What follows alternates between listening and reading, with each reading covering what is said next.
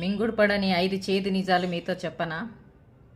అందులో first number 1, కొన్నిసార్లు మీ తప్పేమీ లేకపోయినా అక్కడ మీరు బ్యాడ్ అవుతారు. ఎందుకో తెలుసా?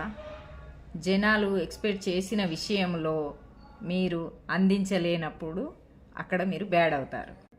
ఇక నెంబర్ 2, మాటకు మాట ఎదురు చెప్పడం తప్పే, కానీ వింటూ ఉంటే జనాలు అంటూ ఉంటారు. కాబట్టి బీ కేర్ఫుల్. ఇక నెంబర్ 3, మాటలోని తీయదనముతో ఎవ్వరిని అంచనా వేయకండి. తీయగా ఉండి గొంతులకు వస్తుంటారు. కాస్త జాగ్రత్తగా ఉండండి. ఇక నెంబర్ 4, ఇప్పుడున్న ఈ రోజుల్లో,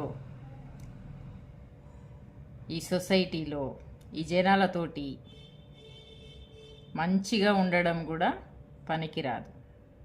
అతి మంచితనం అస్సలే పనికిరాదు. ఎందుకంటే వీళ్ళు విలువనిస్తున్నారో మనని వాడుకొని వదిలేస్తున్నారో అర్థం కావడం లేదు.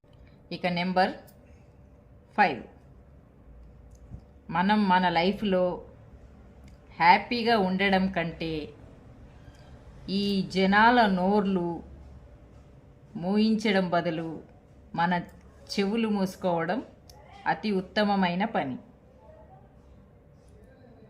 ఈ 5 పాయింట్లు మీకు నచ్చినట్లయితే కామెంట్ బాక్స్లో ఎస్ అని కామెంట్ చేయండి.